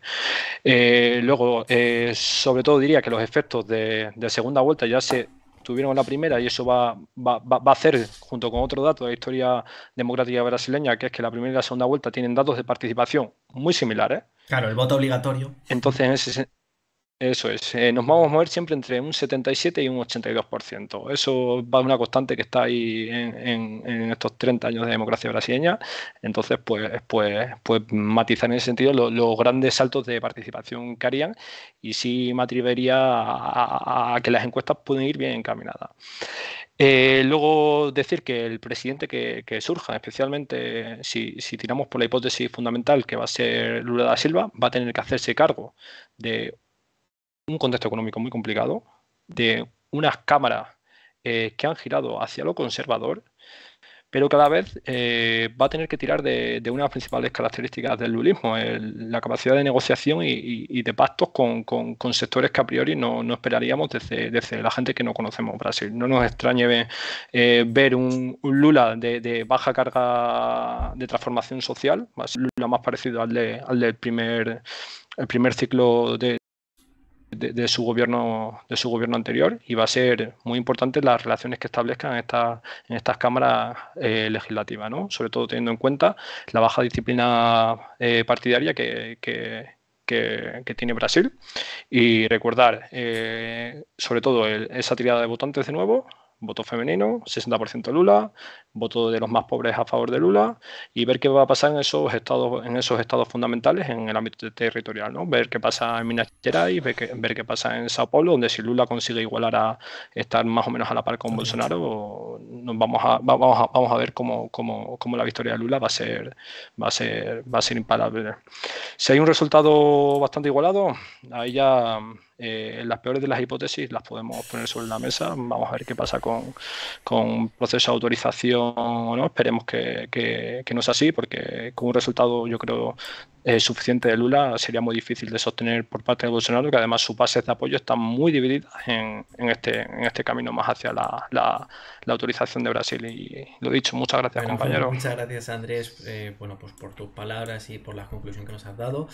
Bueno, señalar antes, ¿no? Que comenta aquí Joselito 1982, que dice que hablar de izquierda en Perú igual tampoco es muy acertado. Yo al menos me pongo al bar, pero yo al menos a Perú no lo he señalado, ¿no?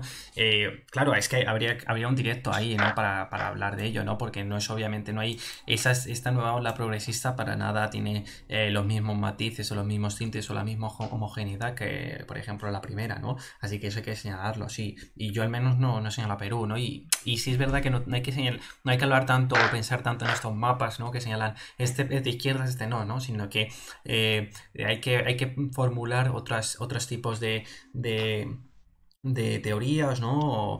Es decir, a lo mejor más utilizar, hablar en el marco económico y hablar en el marco social, ¿no? Porque obviamente las izquierdas no se comportan de la misma manera, igual que las derechas, ¿no?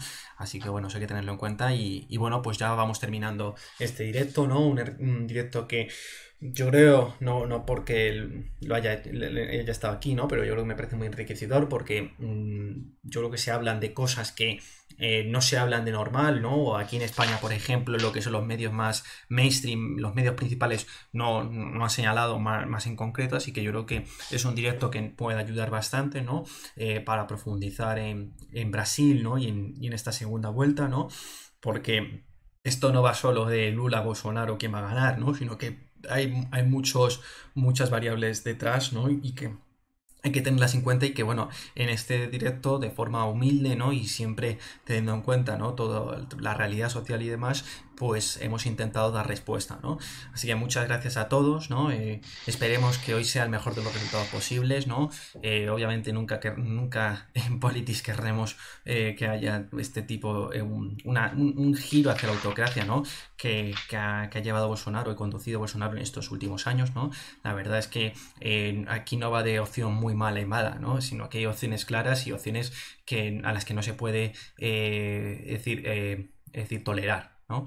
Así que bueno, yo creo que eso hay que tenerlo claro, ¿no? Y siempre habrá mejor un Lula en el Palacio Plan Alto que un Bolsonaro, eso está claro. Lula la. Chicos, Andrés, Alberto, ¿os despedís? Ya nos despedimos hasta que se sepa. Bueno, sin fecha definida. No sabemos el futuro, así que sea lo mejor posible, a ver si podemos hacer alguna más. Además que, por ejemplo, hasta las midterms, ahí la dejamos, pero sí es verdad que, bueno, con temas de máster y demás, pues bueno, se hace complicado poder estar con todo, ¿no? También con el Twitter, ¿no? Que tenemos ahí, ¿no? Pues eso, actividad, pues no se puede con todo, ¿no? Así que aquí lo que os decimos es que os suscribáis y que os suscribáis al al Twitch. Al Twitter nos sigáis y bueno, también al resto de redes sociales que ahí estaremos dándole caña, ¿no? Y a lo mejor si no es por Twitch, estaremos por Twitter y demás. Así que si queréis estar atentos a la actualidad política nacional, es decir, de España, como también a la actualidad internacional política, pues este es vuestro sitio, este es Politics, ¿no? Además, somos un grupo de estudiantes, bueno, ya de estudiantes, ¿no? De politólogos, que bueno, que siguen profundizando en la ciencia política desde distintas perspectivas, así que yo creo que también pues, puede ser una buena opción, ¿no? Que bueno, pues optéis por seguirnos y demás, y además también traemos invitados que tienen un gran background, así que yo creo que es que no hay excusas, hay que seguirnos, ¿no? Pues bueno, nos vemos. El Brasil este 30 de octubre, pero el 1 de noviembre no os perdáis que hay elecciones en Israel y en Dinamarca. Ya se han hecho hilos, así que los podéis ir viendo y bueno, siempre con todos los matices y todas las las características más importantes de estas elecciones. Bueno, despedido chicos y ya voy poniendo la cámara. A los Ronaldinho. Hasta la próxima. Bueno, no sé si Ronaldinho es el mejor para señalarlo. Yo diría más, ¿no? ¿Cómo haría Sócrates? Sócrates. Y bueno, sí, voy poniendo la cámara. Bueno, pues cerramos este directo. Muchas gracias a todos los que habéis estado aquí. Hemos estado analizando esta segunda vuelta de las presidenciales brasileñas. Lula da Silva, Jair Bolsonaro por el otro lado. Es decir, una segunda vuelta entre el presidente actual y el expresidente de hace pues unos 12 años, ¿no? Es decir, Lula da Silva, que estuvo de 2002 a 2010, ¿no? 2003, 2002 hasta 2010, ¿no?